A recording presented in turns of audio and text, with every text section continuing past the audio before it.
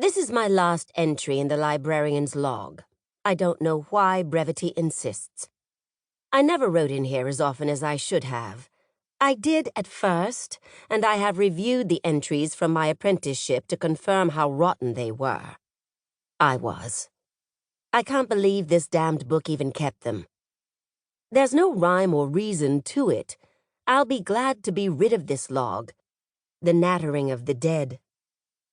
That's not true. I suppose I should aim for the truth, now that there's so very little worth hiding.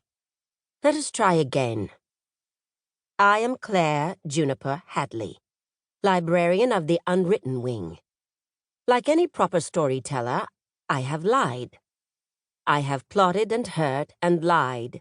So many lies I can't even recall. And with those plots, lies, and little hurts, I tried to do right by the library. However, the performance of my duties has been found wanting, so I hereby resign my post to my highly qualified replacement, Brevity, who will, no doubt, blot out my troubled service with her brilliant care. Treat her well, old book, or I'll come back and burn you too. Librarian Claire Juniper Hadley, 2019 CE. The Arcane Wing was a cabinet of curiosities. Libraries have a tradition of maintaining a curio, a house of mathams, oddities, trinkets, artifacts of inquiry. As curators of obscure and sometimes undervalued things, librarians attract the unusual and misplaced. Hell's library was no different. If one was to be accurate, Hell's library was slightly different. What Hell would find curious, others might classify as weapons of gibbering terror. Claire, for one, found it a refreshing break from books and authors. The objects of the Arcane Wing each had their own story, in a straightforward way. This dented crown was part of a dictator's deal with a demon, with its spot where his blood rusted through the false gold, stained when his people came for him. These ruby seeds, held under the tongue of a desperate child as she braved the underworld to find her lost brother. One is missing, accidentally swallowed, and turned the child to malachite. A sliver of her pinky finger is cross-indexed, 3 shelves down.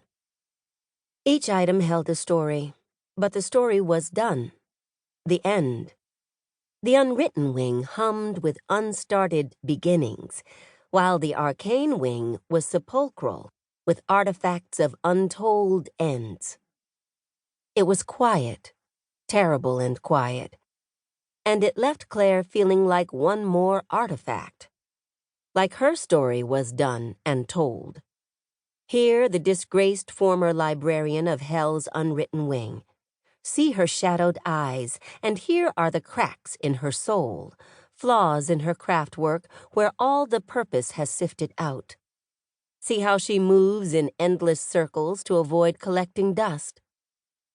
Claire could have settled and accepted her ignoble denouement if she were not constantly being reminded of her ending. The newest reminder sat cross-legged in a puddle of lamplight between tables. She was in the back of the Arcane Wing, which had been Andrus's prison for Valhalla's ravens. When Andrus had been Arcanist, the back wall had been a row of cages. Because libraries reflected their owners, that had all been smudged out of existence when Claire took over. Now, instead, smart hickory drawers lined the wall, each identified with a shiny brass nameplate. Most bore some variation of tea leaf. Even a dead woman was allowed her vices. Beneath the tisane collection, a damsel girl sat cross-legged, a mop of dark curls curtaining her face. She was a spry and striking shadow, dark as teak and fragile as blown glass, right to the tips of her pointed ears. The romper she wore might have once been a pale Gothic dress, but had been efficiently stripped and tied above her knobby knees.